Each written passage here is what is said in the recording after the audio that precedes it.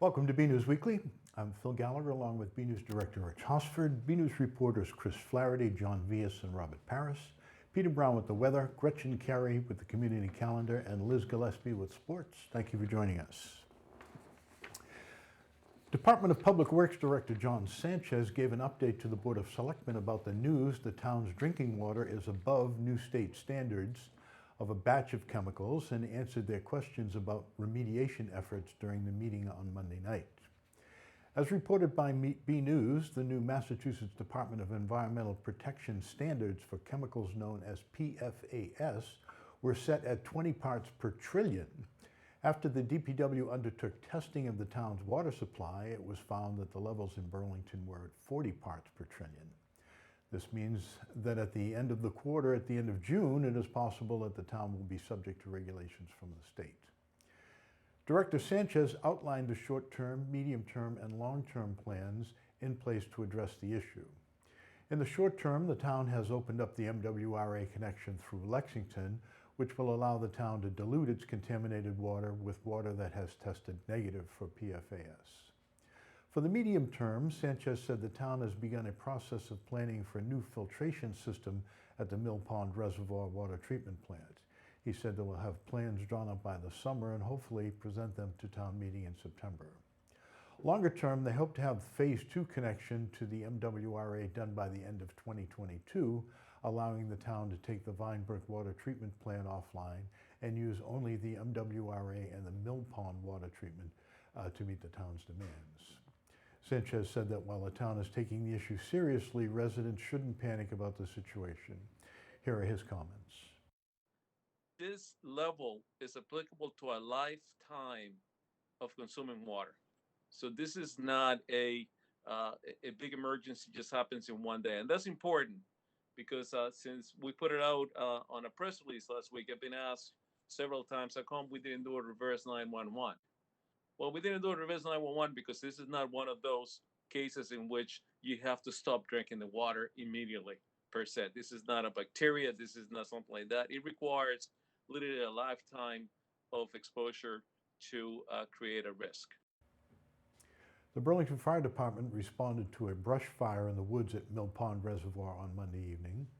Chief Patterson said the call came in from a resident at 6:21 p.m. for a fire in the woods in the area of Hanson Avenue, and it took crews over 3 hours to put out the blaze, with the last unit clearing the scene at 9:57. Part of the problem, Patterson says, was though there was a gate to get to the reservoir land, there wasn't a wide enough road for vehicles. Fortunately, there was a fire hydrant near the entrance to the wooded area. He said one crew began connecting multiple lengths of hose to get to where the fire was burning. As they did that, other firefighters used hand tools, including fire brooms, to knock down the outer ring of the acre-wide fire. When the hoses arrived, they were able to put the fire out completely. He said Engine 1 and the forestry truck responded to the scene with full crews. Woburn Fire Department covered headquarters since half of the department was on scene, and they put a call out for available off-duty members to cover in case there were other calls. A medical device company that has a mission of providing mobile medical imaging to even the most remote parts of the globe is moving its headquarters to Burlington. Burlington Economic Development Director Melissa Tintakalis announced at the Burlington Board of Selectmen meeting on Monday that Butterfly Network, Inc. has signed a lease to move from its current location in Connecticut into the district.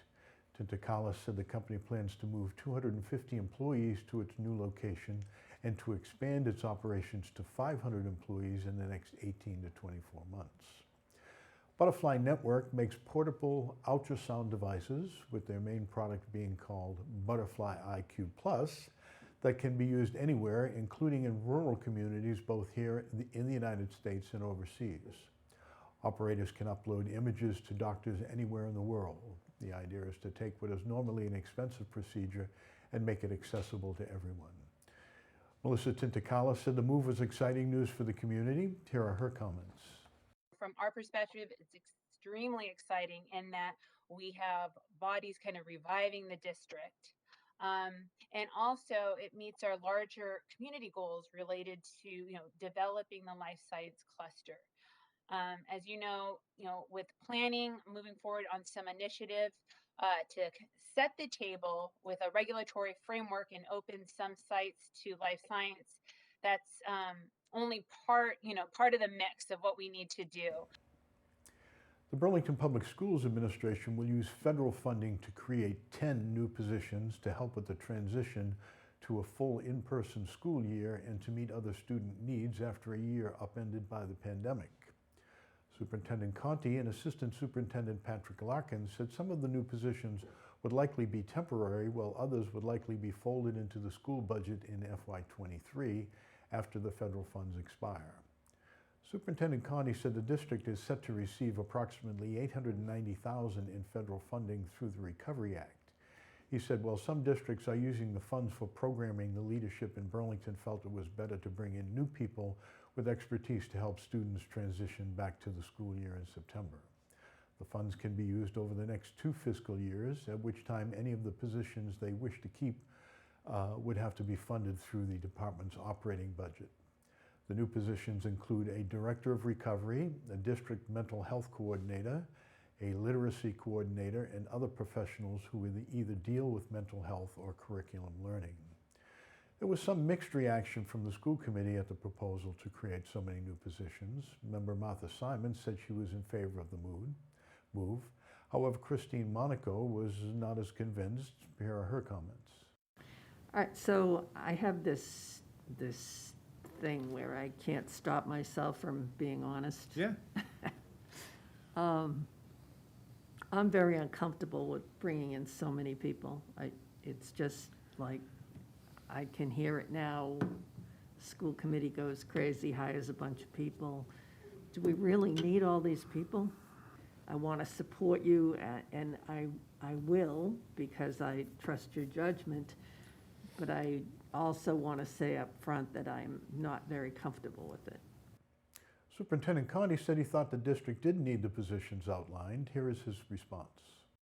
I think we do, or I wouldn't be proposing it, but if you're asking me to identify exactly what the need is now, I'll also be honest with you and tell you that I can't. We are preparing for a fall that we have 600 students who've been out learning remotely for 15, 16 months. And so we're going to be bringing them all back to school. From everything we're reading, everything we're seeing, there's going to be a lot of adjustment to that return, and we're preparing for that adjustment. In the end, the committee voted to support the plan. Thanks to a donation to the town and an upcoming program, it may be easier for lost dogs to be identified. BNEWS Director Rich Hosford has the story. And once it says ready, you hold the button down. I'll do it on Toby first. And you hold it to the area of their neck, and a chip number comes up, a very long number of about 15 digits. And you type that into a website, and it gives you the name of the company that actually has that chip in their database. And then you call that number, and that's how you find out who the dog belongs to. Meet Wendy Delamonaco, owner of a Better Way pet sitting service, who is on a mission to ensure as many Burlington dogs as possible have microchips implanted with information on their owners in case they get lost. Wendy has donated a chip reader to the Burlington Police Department to be used when lost dogs are reported. She was inspired to do this after an incident on April 19th, a rainy night when a lost husky was found running around Cambridge Street. The animal was brought to the police, but with the animal control officer not on duty and the list of registered dogs at dispatch a couple of years out of date, they had no way to find out where the dog belonged. What ensued from there kind of mushroomed into me saying, wow, why doesn't the town have a microchip scanner? Wouldn't that have solved this whole issue if when the dog got to the police department, they could have scanned him, found if he did have a chip where he lived, and bring him home? Wendy decided she would purchase a microchip reader for the town. She did some research to find the right unit and then posted her intentions to a residents network page on Facebook. Almost immediately, people said they wanted to help fund the project, and she soon found herself with $1,746 to buy a $400 scanner. So now the question arose, what to do with the extra funds. So after thinking about it all weekend, I thought perhaps that we could run a microchip clinic and pay for microchips for people's dogs who aren't microchipped yet. I reached out to a mobile vet group called they're called Better Vet, and they thought it was a great idea. They were willing to work with me. The microchips usually cost $60, and they were willing to do them for $30. The discount meant she had enough funds for 47 chips. After putting out the word, 25 people have signed up, leaving over 20 openings still available. Wendy said she hopes people take advantage of the offering because having a dog microchipped can make a big difference. Yeah, so collars with tags are wonderful, but not every dog wears a collar, especially when they're in their house. Tags can fall off. A microchip is inserted by a vet in between the shoulder blades usually. So this way, if a dog does get lost and the chip is registered with a company that provides the chips, the dog can be scanned, usually by veterinary hospitals, and the owners can be located. The microchip clinic will be held on Sunday, June 13th from 10 a.m. to 1 p.m. at Simons Park. You can find a link to register in the description of this video. As for Wendy, she says she was inspired to pull all this together due to her love of dogs and her desire that none become lost strays. Once in a while, something just hits close to home for me. I felt terrible that husky was out in the rain and brought to the police station, and there was no way at that moment to find its owner. And it just kind of made sense to me that if dispatch had a scanner, they could have brought that dog home instantly. So I don't know, I just felt the call and I answered it. From the backyard of Wendy Dellamonico hanging out with Frankie and Toby, I'm BNews Director Rich Hosford. Let me just go grab another ball. A group of young girls from Marshall Simons Middle School are members of the nonprofit organization Project 351, and they organized a charity clothing drive to help children in need. BNews reporter John Villas met up with the students and files this report. Uniting Massachusetts through youth services and leadership, Project 351 brings out the bravest and the boldest of today's youth with dreams of a better world and the skill, passion, and creativity to achieve their vision. When called to serve, this generation responds with the urgency of now. And these Marshall Simons Middle School students are on the go collecting donations of clothes for children in need. Project 351 is a nonprofit organization that runs throughout Massachusetts. It's been running for 11 years now. It was created by Governor Deval Patrick, and it has educators from each town and city in Massachusetts choose one ambassador to run service throughout their town for a whole year. The girls put together a clothing drive for fellow charitable organization Cradles to Crayons, collecting bags among bags of clothes that they would later sort out, separating everything and determining which clothes are best to give away. We did a clothing drive from May 10th to today the 21st for Cradles to Crayons. They have multiple branches of it all throughout the United States, and they make little kid packs to send out to kids who are in need of clothes, books, toys, stuff like that. We held a drive up where we actually got a lot more clothes than we thought we would, and tonight we are doing our quality sort, where we're sorting through everything that we think can go to Cradles to Crayons and what we think should go to our secondary organization. We hope to fill as many bags as we possibly can tonight. Reaching out to a big organization like Project 351 was no easy task, but through every phone call and email, their mission was a success. A prime example of the compassionate, courageous, and skilled leaders that make up Project 351. It's definitely a little harder as a middle schooler, just because you have to reach out a lot more than you think. It takes a lot of time and effort, but it's definitely worth it in the end. Making one kid happier at a time is honestly everything to me, because just knowing that you helped someone in the end is just great. From Marshall Simons Middle School, this is John Villas for BNews Weekly. The Board of Selectmen approved 2 all-alcohol licenses for incoming businesses locating in the Burlington Mall. First, they approved a license for an Italian-American restaurant, Parm, which will be in the former Sears location facing out towards the new village at the Burlington Mall. According to the restaurant's website, they specialize in chicken parm and make everything else fresh on site. The board voted unanimously to approve the liquor license transfer. The second restaurant to have an all-liquor license hearing was a bit more unique. Common Craft, a restaurant that will partner with local breweries, distilleries, and other artisans, is also planning to open in the former Sears location. Managing partner Larry Leibowitz said they plan to have multiple rooms, each dedicated to a different creative partner. These partners will include local breweries and other alcohol makers or producers of specialty foods. Specifically, there will be 3 rooms with partnerships of a minimum of 3 years, a flex room that will change more frequently, and a common room in the middle of the restaurant featuring options from each partner and the restaurant's main menu. Leibowitz said that when they open, they plan to have 2 local craft beer partners and a local distillery in the longer-term rooms and 1 wine tasting operation in the flex space. He added the other types of partners could be pasta makers, honey producers, or coffee roasters as examples. The board voted 5-0 to approve the license transfer. Both licenses were one specifically dedicated to the mall for its renovation project. Temperatures and vaccination rates are going up, and families are ready and willing to get out and share in an activity together. Over at 3rd Avenue, Burlington families have been flexing their creative sides at the free painting on the green classes held outside the area between Tony C's and Osteria Nino's. BNews reporter Chris Flaherty, has this look. As the world starts to reopen and with summer right around the corner, residents are finding it easier to gather together again.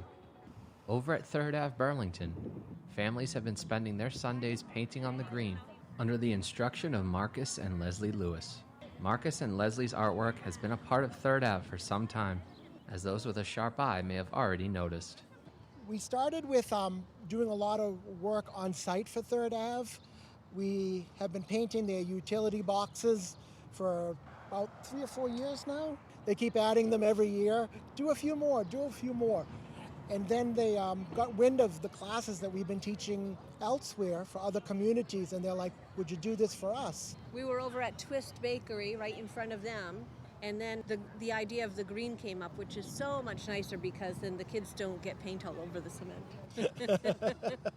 Selling out week to week, these classes have been a huge hit for 3rd Ave.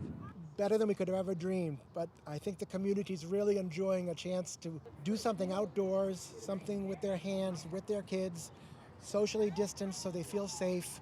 And we're vaccinated, so no worries. We try and put on our masks if we get close to the people, even though we have the vaccination. They've just been such a success. It's so great to see the energy.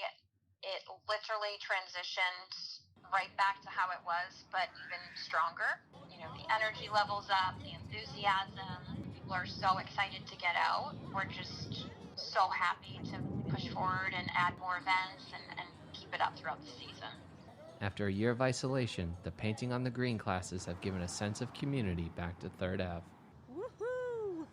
It's a wonderful thing to see families get to enjoy each other's company and kids see other kids. In the fresh air, it's so nice. A sigh of relief for a lot of people to be together. Until next time, this is Chris Flaherty for BNews Weekly. The Burlington Police Department is welcoming 4 new officers.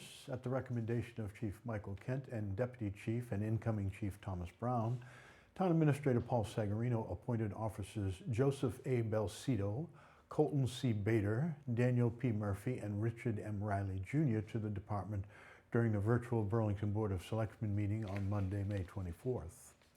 Officer Murphy is a Burlington native and graduated from Burlington High in 2010. He received a bachelor's degree from the University of Massachusetts Amherst in history with a minor in education in 2013 and is currently studying for his master's degree in education at Cambridge College. Officer Belcito is a resident of Essex and graduated from the University of Mass Amherst with a bachelor's degree in operations and information management in 2016 with a minor in economics. Officer Bader is a resident of Brighton and graduated cum laude from the University of New Hampshire in 2018 with a bachelor's degree in justice studies and psychology. He also graduated from BU with a master's degree in criminal justice, concentrating on cybercrime investigation and cybersecurity. Officer Riley graduated from St. John's Prep in Danvers in 2014 and from Miami University in 2020. He is a resident of Portsmouth, New Hampshire.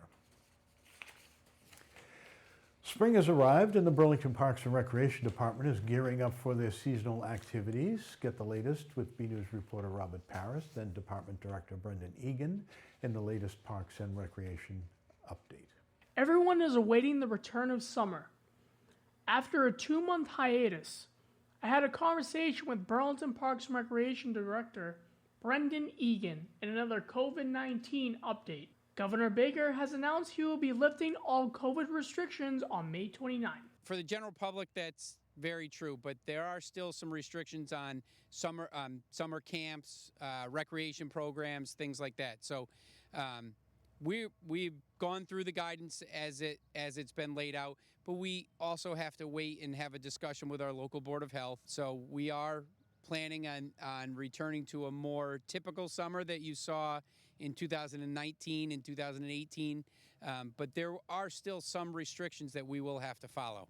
As we head back to normal, Parks and Recreation cannot wait to see everyone's faces once again. Just to see people's facial expressions again and to be able to walk around and in public without one on. And I think people's general spirits raising as well. I'm looking forward to that. So we're excited as a department. From Rahanis Park, I'm Robert Paris for BNEWS Weekly. We go now to BNews weatherman Peter Brown for the latest forecast. We'll also check out the community calendar with Gretchen Carey to see what's happening in Burlington. Well, hello everyone. This is Peter Brown to look at your weather for the next 7 days. Here we are kicking off the unofficial start of summer. We are heading into the Memorial Day weekend, and actually starting out on next Tuesday will be the start of meteorological summer. So we have arrived. However, starting out our almanac on Friday, we're supposed to be seeing temperatures at this time of the year in the mid-70s, and it is going to be anything but summer-like starting out this weekend. In fact, that looks like that trend is going to continue throughout your entire Memorial Day weekend. I know, don't send any hate mail to the weatherman, of course, but unfortunately, it doesn't look like Memorial Day weekend is going to be that spectacular here in New England, unfortunately. As we round out our period getting towards Thursday time frame, we should be seeing temperatures again at this time of the year in the mid and upper 70s, and of course, once you're back to work, we are going to see temperatures probably topping out near 90 by the time we get to the end of the period. So a real summertime as we get towards Thursday. And of course, as you notice, our days keep getting a little bit longer as we head towards the start of summer. We actually have now over 15 hours of daylight, so that is great news. Now, as we go ahead, let's take a look at what the Climate Prediction Center is calling for us here in the Burlington area in terms of temperatures and precipitation.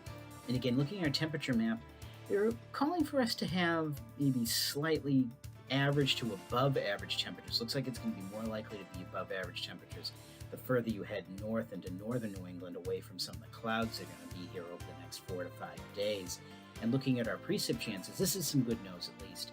Looks like they're expecting us to have below average precipitation. So even though it's going to be cloudy around here in the Burlington area for the Memorial Day weekend, it doesn't look like we're going to be seeing much in the way of any steady rain, more spotty showers, though still just enough to damper any plans that you had going to the beach, unfortunately. So as we go ahead, let's take a look at those 7 days of weather coming up. And again, starting out our period on Friday, here we go, folks. I know starting out the entire Memorial Day weekend, we are going to have the chance of unsettled weather, the chances of scattered showers, and also a cool wind off of the ocean. So here in the Burlington area, looks like we're going to top out in the mid-60s each day. However, if you're heading down towards the Cape or anywhere near the coast, temperatures might be held down into the upper 50s. So you may, unfortunately, want to be bringing a sweatshirt and a light sweater with you going to the beaches. Looks like the best weather this weekend is going to be as you head into northern New England up towards the Canadian border, where it'll be sunny and actually probably in the low 70s, so pretty nice up there. But unfortunately for us, looks like kind of a washed out Memorial Day weekend. Now, of course, as you head back to work on Tuesday, the weather starts to get better, temperatures getting to the average up into the mid-70s, and of course, as we head in towards Wednesday and Thursday, we're going to see our temperatures climbing up through the 80s to near 90, so a real summertime feel as we end out the period. So everyone, get out there, have a great week, enjoy the weather, and have a happy Memorial Day.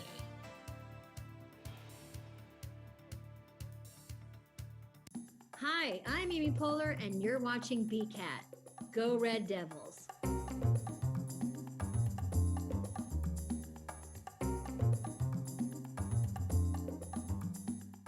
Hey everyone, I'm Gretchen Carey, and this is your community calendar. Join author Lisa See as she tells the story of the Chinese in America through the eyes of her family who settled in Los Angeles and the racism they experienced as newcomers. On Tuesday, June 2nd at 7 p.m., the Burlington Public Library is having a virtual event with Lisa Lee, New York Times best-selling author. Everyone is welcome and pre-registration is required for this event. To register, go to burlingtonpubliclibrary.org. Another month, another story. Starting in June, the Story Walk at the Burlington Mall is having a new book, Never Let a Unicorn Wear a Tutu. Everyone is welcome to check it out. For more details, go to burlingtonpubliclibrary.org. Learn more about the historical places around the Commonwealth. Beginning on Fridays in June, the Lexington Historical Society is offering guided tours. For a list on the guided tours, go to lexingtonhistory.org/walkingtours.html. I'm Gretchen Carey, and that was your community calendar.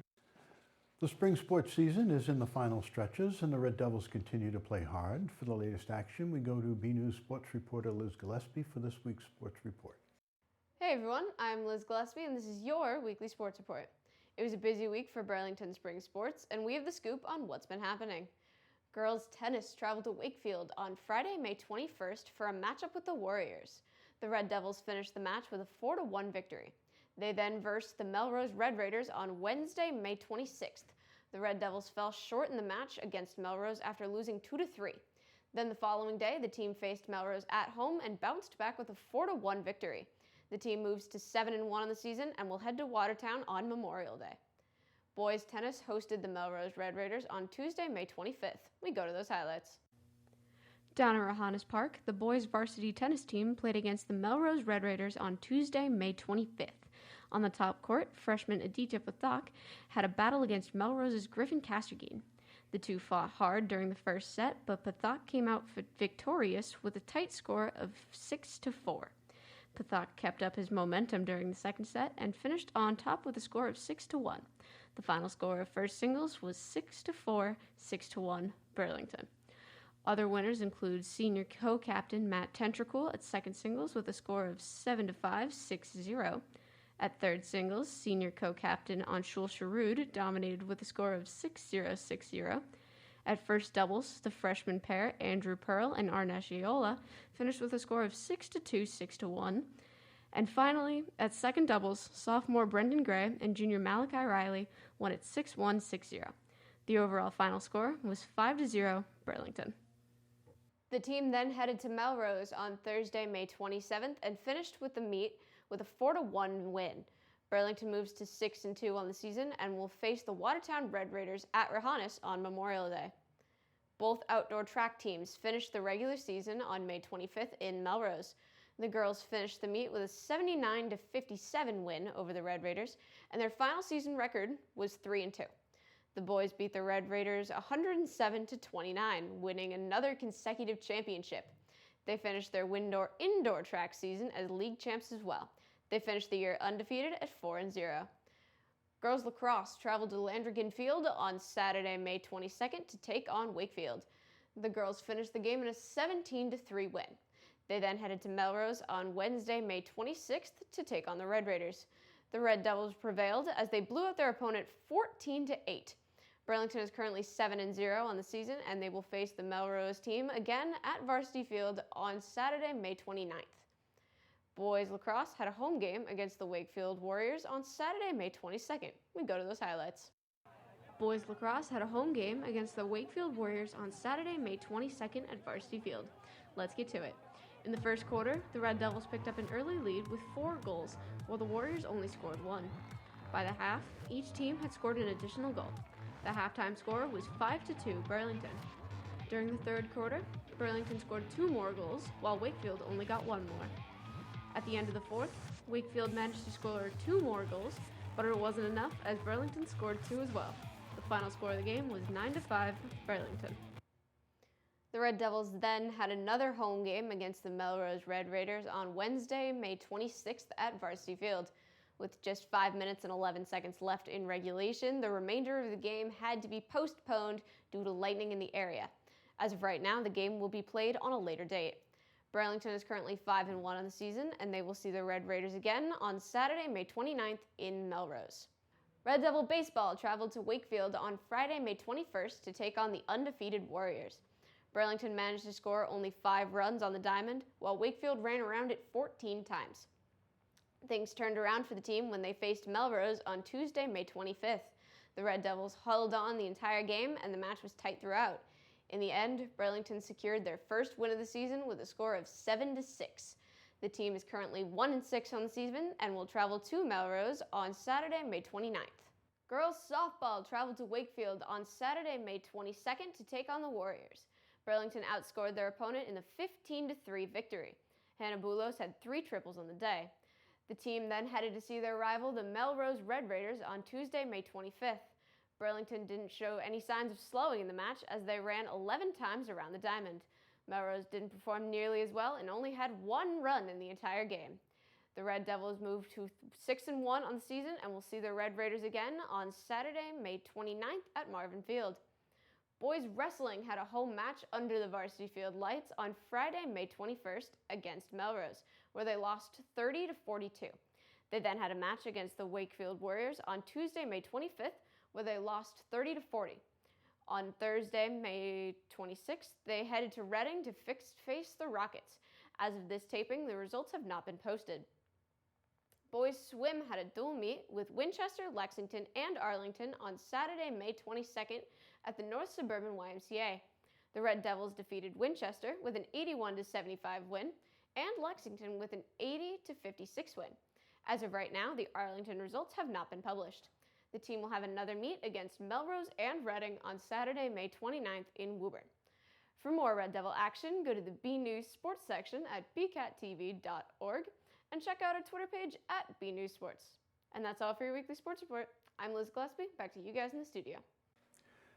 Another week, another photo to highlight. This week's photo shows that it pays to stop and look up into the sky, especially if it's a bit rainy and a bit sunny at the same time. It was sent in by Sheila Flaherty and shows a beautiful rainbow she saw outside her home after a short rainstorm earlier this month. Now it's just a matter of searching for where it touches down to find the pot of gold. Thanks for the photo, Sheila. We'd like to see your photos. They could be of your spring activities, a family trip, or just everyday moments, whatever you think is interesting and want to share with us and the community. Email your photos to bcat@bcattv.org with the subject line Photo of the Week. And that's it from the news desk here at BNEWS Weekly. I'm Phil Gallagher along with Rich Hosford, Chris Flaherty, John Vias, Robert Paris, Peter Brown, Gretchen Carey, and Liz Gillespie. Thank you for joining us.